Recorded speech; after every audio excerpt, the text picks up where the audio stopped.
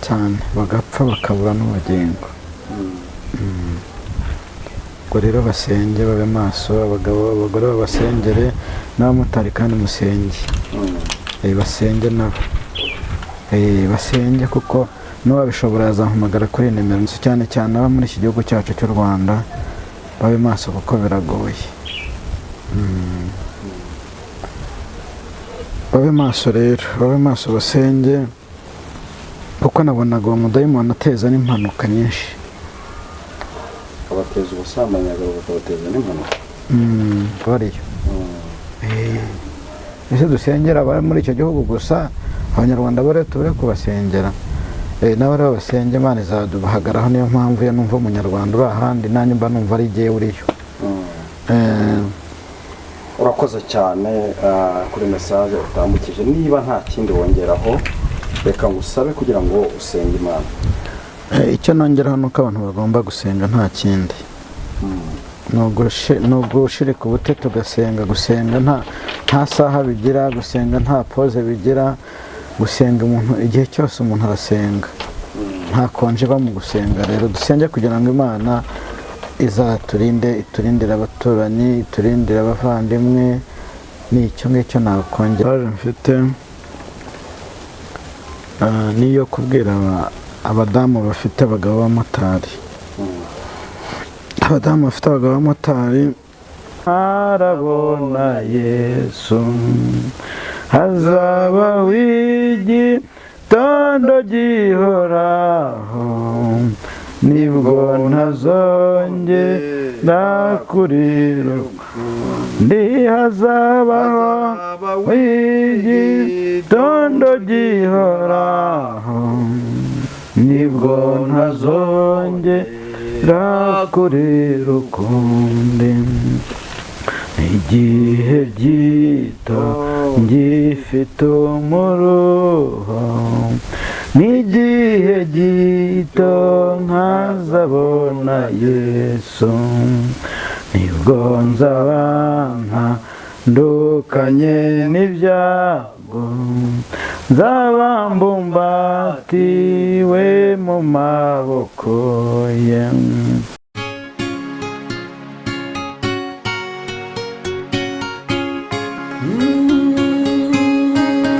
Emana we, Yesu we, ingoma yawe niyamamare. Reka tubasuhuze kandi tubifurize ibihe byiza. Umwuka wera w'Imana ubane namwe kandi turifuza ko mwarengerwa n'Imana. Ubu turi kumwe rero, nyemerera ufata agatebe noneho ukurikirane ubu butumwa tugiye kukugezaho kuri uyu munsi wa none hamwe n'umukozi w'Imana, nk'uko dusanzwe tubana ahangaha kuri Imana Irahari TV. Uraho neza mukozi w'Imana? Muraho. Yesu nashimwe. Yesu nahimbazwe. Amakuru y'iminsi? Amakuru turaho, turashima Imana. Imana yacu ihabwe icyubahiro. Ntabwo dutinda rero, reka ngusabe kugira ngo wongere wibwire abakunzi bacu ko harimo bakumenye, hari n'abandi bataramenya. Ese uyu muntu tubana yitwa nde? Cyane ko Imana igenda idufasha tukunguka abantu mu buryo bugiye butandukanye. Amazina yanjye nitwa Mugabe Eric. Ni Mugabe Eric. Yego. Urakoze cyane Mugabe Eric. Reka ngusabe kugira ngo mbere ko dutangira ikiganiro cyacu kuri uyu munsi ubanze usenge Imana. Kadusenge mu izina rya Yesu. Uri Imana nziza, uri Imana yo kubahwa, uri Imana iturindika turengera. Mu izina rya Yesu Kristo rero tugushimiye ko mwami mwiza bwakiye amahoro tukatugejeje amasaha tugihumeka umwuka w'abazima, si ku bwacu ahubwo ni ku bwawe. Ngaho rero ururukubane natwe muri iki kiganiro, utugire neza tukugeraho umugisha. Uri kuba Imana yo kwizerwa, Imana yo kwiringirwa. Turaguhamagaye kandi ngo abakurikirana ibiganiro byacu nabo baho umugisha, kandi ikiruta byose ubagirire neza. Ngaho rero urukira kubana natwe, turasenze kandi turizeye ko utwumvishe ni mu izina ryawe Yesu, amen. urakoze cyane. Imana y'amahoro iguhereze umugisha kandi iguhereze umugisha mwinshi kubwo kuturagiza Imana. Mbere na mbere Imana, naho ibindi byose tuzabyongererwa. Mukozi w'Imana rero, hanyuma amakuru y'imisi. Amakuru ntabwo ari meza, ntabwo ari meza. Iyo utangiye gutyo bita bintera ubwoba. Ugera ubwoba, none se n'undi ubwoba ko butabura kuza. Yes.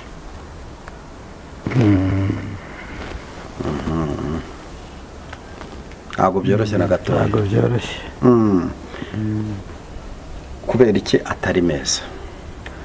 Ubundi nari nababwiye ko nahagaritse ibiganiro. Nari nababwiye ko nahagaritse ibiganiro. Ariko byabaye ngombwa ko nongera kugaruka. Nkunda kubabwira ngo nkoreshwa n'umwuka. Umwuka iyo ntegetse gusenga cyangwa gutanga message nibwo mbikora. None uraza kubona umuhanda w'umuso bwawe w'igitaka n'ugeraho ukamanuka n'ugeraga. Nyaburwa n'umwuka icyo nyoboye nicyo nkora. Niyo mpamvu rero mubona ngarutse imbere yanyu. Imana yari yambwiye ko ngomba ko wandikiye gutanga ibiganiro iyo izongera ikambwira uburyo ngomba kugarukaho haza gutanga message zanyu. Niyo mpamvu rero ngarutse, nubwo buryo ngarutse. Imana ibahe umugisha rero.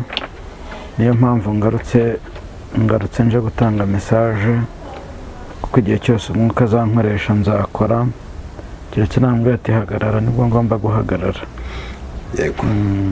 Urakoze cyane mukozi w'Imana. Hanyuma uyu munsi ntabwo turi butinde, hari message Imana yaguhaye arizo zatumye wongera kugaruka kuri kamera. Ariko mbere yuko uzitambutsa, hari ikiganiro twakoranye mu minsi ishize, nta n'ibyumweru bitatu birarangira, urimo uravuga ngo ikimenyetso Imana yatanze nuko mu mujyi hari inyubako igiye gufatwa n'inkongi kandi ngo nta muntu uzahiramo.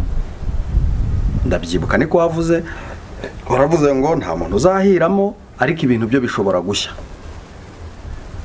Uyu munsi ejo bundi nabonye itangazo ryari ryaciye kuri Radio TV 10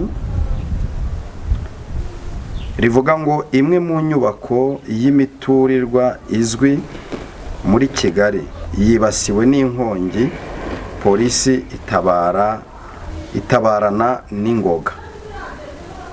Byanteye guhaguruka njya kureba kuko nsanga nkuko wabivuze ni inyubako izwi kandi ni inyubako ndende. Abazi inyubako yitwa Makuza Peace Plaza niho iyo nkongi yari yazamukiye.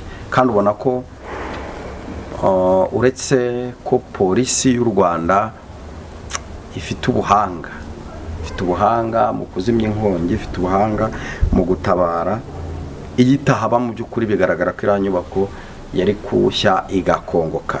Umaze kubona ko ikimenyetso watanze cyamaze kugaragara, wiyumvise ute?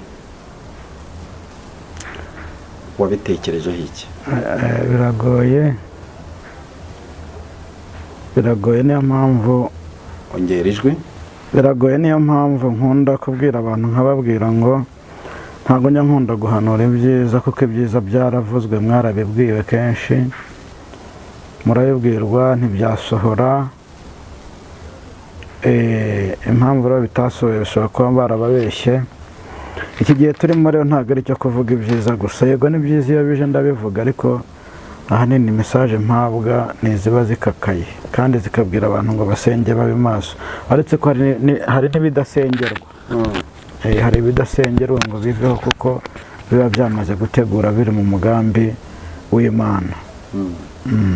Hari biba ari ngombwa. Ushobora kuba uti se kuki Imana yakemera ko inzu ishya, kuki Imana yakemera ko ibyago biba? Irabyemera nyine, yagiye byemera ngombwa ko bigomba kuba. None se niba Imana ibwiye abantu ngo nimwihane musabe imbabazi, ntimusabe imbabazi ahubwo tukaguma kuyikora mu jisho,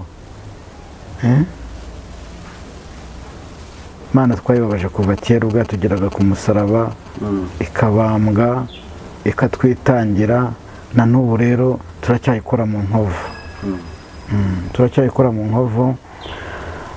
Niyo mpamvu rero nongeye nagarutse naje gutanga mesaje. Tukiri aho ngaho, uyu munsi wahanuye ibintu bikomeye ndetse biremereye ku buryo nahise ngira ubwoba nkimara kubona ko ikimenyetso watanze cyahise kiboneka. Nta wundi muntu nawe numvise uhanura yarangiza agatanga kiriya kimenyetso, ni wowe wagitanze. Nimba abantu baradukurikiye koko baze kwibuka ikiganiro twakoranye mu minsi ishize kivuga ngo hari inyubako igiye gufatwa n'inkongi, nicyo kimenyetso Imana yaguhaye. Ufite n'igiceri cy'ijana uri kuvuga amateka y'icyo giceri cy'ijana, abantu baraza kubyibuka. Uyu munsi wowe nta bwoba biguteye ko ibindi byose wahanuye nabyo byaba bigiye gusohora kandi ko wahanuye ibintu bikakaye? Nanjye niyo mpamvu ngarutse nyine mbabwira, ndiho ndababwira ngo ibi byose mwumvishije bigomba kuba. Ko twarasenze, narasenze, namwe uko biri mwarasenze, ariko mu gusenga kwanjye njyewe Imana ijya inganiriza, yambwiye ko yabwiye abantu banga kumva, banga kwihana. Nimvuga abantu nimo kumva, rega abo mu Rwanda nshuti zanjye, ntabwo abo mu Rwanda ari bo bonyine babwirwa, ntabwo ari bo bonyine bakora ibyaha, ntabwo ari bo bonyine batumva. Ubwo n'abatumva nabo ni akazi kabo, bazagera igihe bumvishwe. Ariko mukunda kwititsa mukavuga ngo nimvuge ngo u Rwanda, ngo nimvuge u Rwanda. Mwe mwaruvuze se mwe mubizi ko ari mwebwe mubizi, ubwo mufite namwe ku mwuka babwira mujya mubivuga, ariko ngiye mvuga ibyo mwuka yambwiye. Ubwo numvugira ibyo ntavuze, ibyo ni akazi kawe.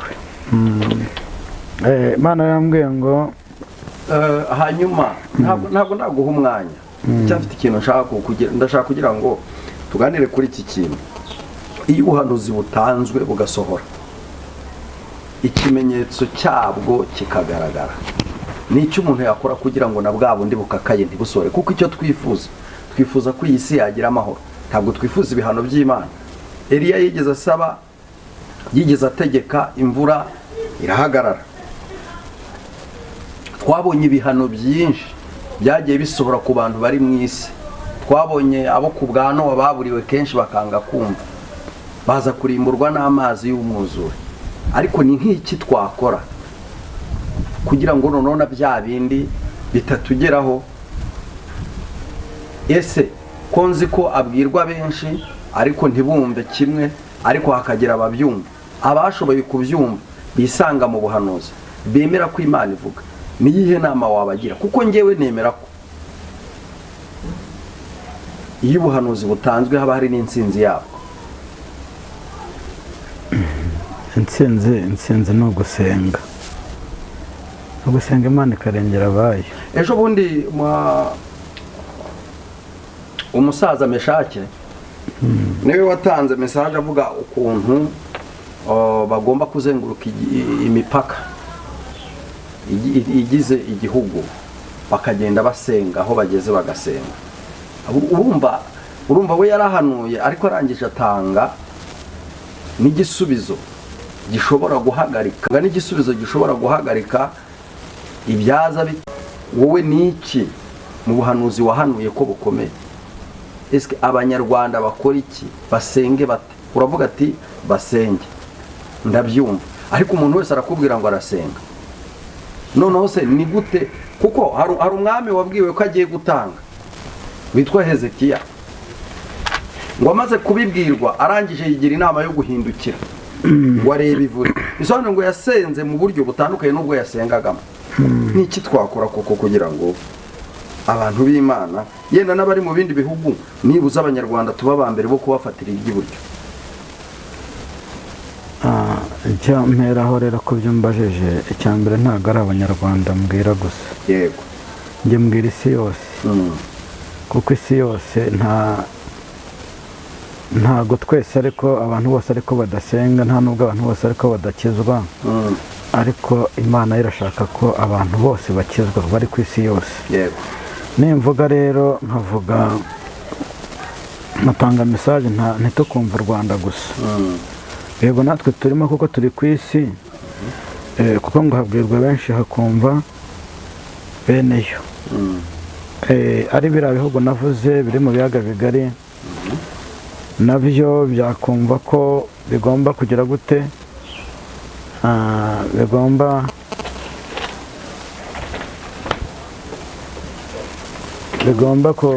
gusenga, bigomba gusenga. kuko impamvu bigomba gusenga ni iyi ngiyi, birasenga kugira ngo ntabwo ibyo bizabura kuba ibyo navuze. ubushize twaravuze ngo ndiho ndabisengera, narabisengeye cyane, ariko igisubizo mfite nuko bitazabura kuba. kuko impamvu bitazabura kuba ntabwo ari uko tutasenze, ahubwo nuko nta kizabihindura, ntacyo mbona. niyo makuru mfite. ahubwo icyo nababwira nuko mugomba kugira gute, gusenga. tugomba gusenga kugira ngo Imana izatabara abantu basenze.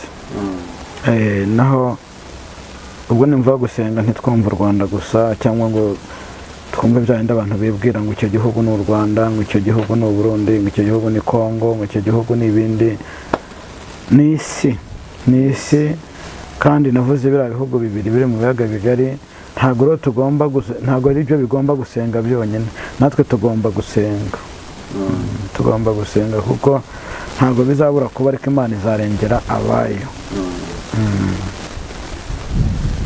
yego karibu rero nashaka kubazaho utuntu dukeya ku bijyanye na biriya byabaye. banyarwanda rero ndetse n'abandi badukurikira bari hirya no hino, mube maso kuko Imana irimo iravuga kandi yavuga igasohoza. mu by'ukuri mwarabibonye ku kiganiro twagiranye ko yavuze ati nyaboneka nimube maso, kuko nimutaba maso Imana impaye ikimenyetso, muraza kubona inzu ndende cyane iza gufatwa n'inkongi y'umuriro.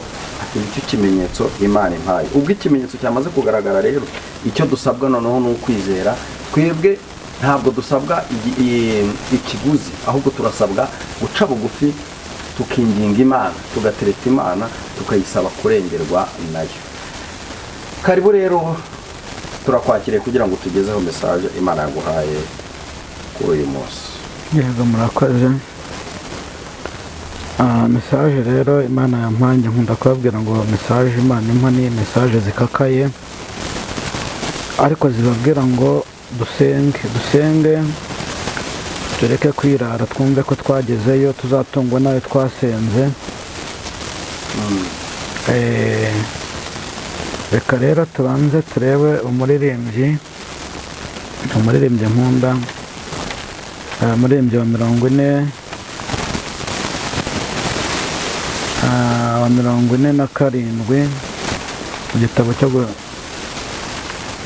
mu gitabo cyo mu ndirimbo z'agakiza, avuga ngo ni igihe gito intambara igashira, ku basenze ni igihe gito. amena.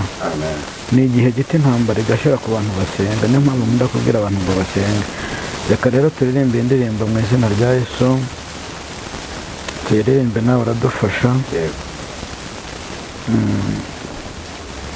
ni igihe gito intambara igashira, ni igihe gito murabugacyaha, noneho nkarambika umutwe wanjye muri rwa rubavu rwa Yesu nkunda.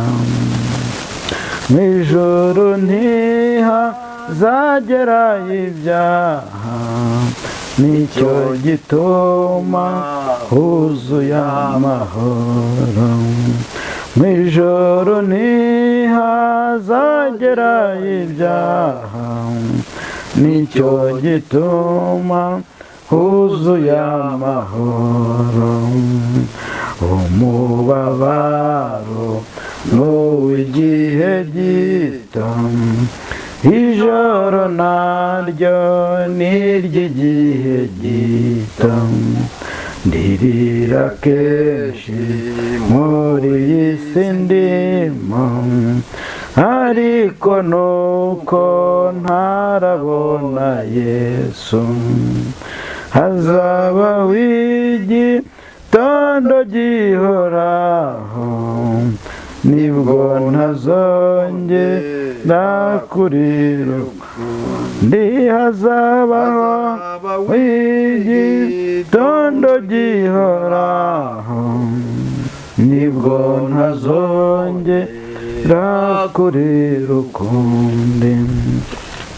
Igihe gito ngifite umuruho, n'igihe gito nkazabona Yesu. Nibwo nzaba ntandukanye n'ibyago, nzaba mbumbatiwe mu maboko ye.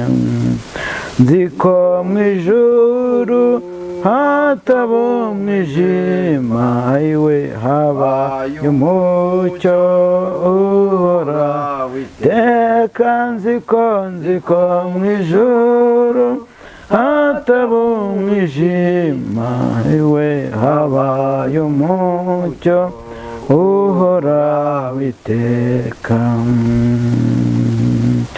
Noneho ntacyo umubabaro untwaye, kuko nzawibagirirwa kwa Yesu. Amina. Nubwo ngifite kubabazwa mu isi, mu ijuru nta mubabaro n'urupfu. Imana izahanagura amarira, izavanaho umubabaro wose. Imana yacu, Imana izahanagura amarira, izavanaho umubabaro wose. Amina. Niba ukunda kumbwira ukambwira ngo ko mpora mbabaye, ngo ko mpora ntishimye, hari igihe nzishima kuko hari igihe Imana izampanagura amarira ntakiri muri iyi si. Kuko muri iyi si ibyo mbona biba binteye umubabaro n'agahinda ni byinshi. Nibyo nagira ngo mbabwire rero. Muravuga ngo ndimo ndahanura ibintu bigahita biba, nibyo bigomba kuba. Ntago nishimiye ko biba, ahubwo ko bwanjye mba numva nasenga Imana ikabikuraho, ariko hari biba ari ngombwa. Message rero mbazaniye ahanini Imana yambwiye ngo mbabwire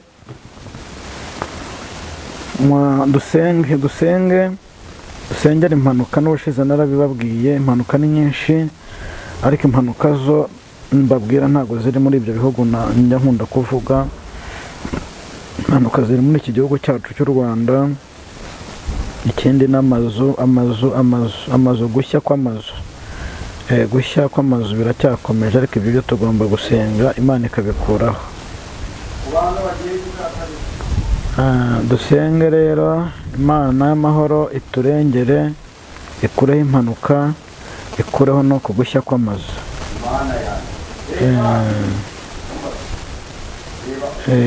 Ni ugusenga rero, ugusenga tukaba maso, tugasengera impanuka, tugasengera izi nkongi z'imiriro. Tube maso dusenge. ntabwo byoroshye inshuti zanjye, ntabwo byoroshye, biragoye. Tube maso dusenge kugira ngo Imana y'amahoro iturengere. Tube maso rero kugira ngo Imana iturengere, iduhagarareho.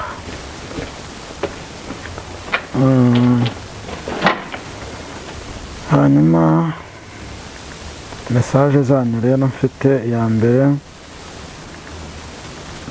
Imana yambwiye ngo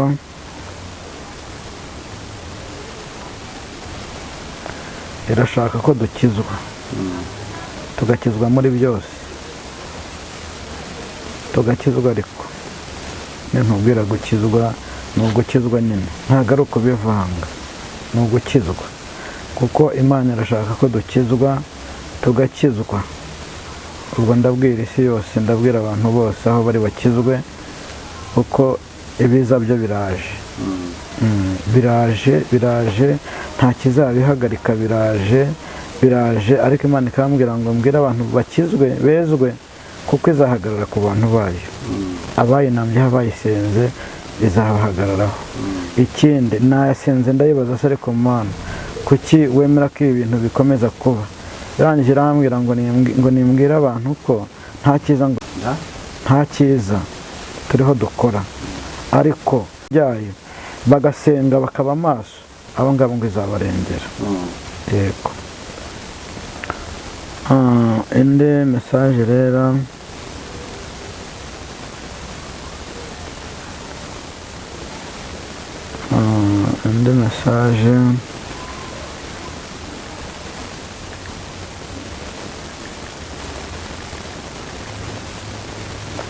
indi mesaje yacu ni uko tugomba kuba maso cyane, kuko izi nshya zo zigiye gushya, ni nyinshi. Inzu zigiye gushya. ariko buriya ni impamvu ki ibitera? Impamvu ibitera se, ntabwo nyine ntabwo turiho tugenda uko Imana ishaka, turagenda uko Imana idashaka. Niyo mpamvu rero tugomba gusenga tukaba maso. Niyo mpamvu tugomba gusenga tukaba maso.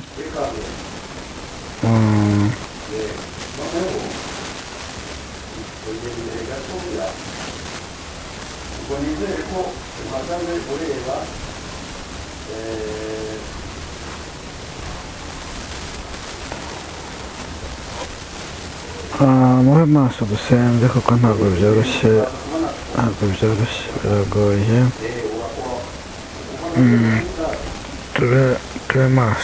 Tube maso kuko biragoye, ntabwo byoroshye. Tube maso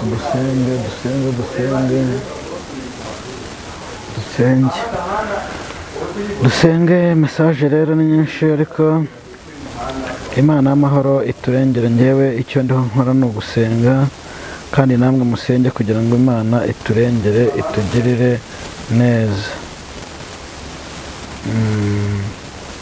Mube maso rero kugira ngo Imana y'amahoro iturengere, iduhagarareho.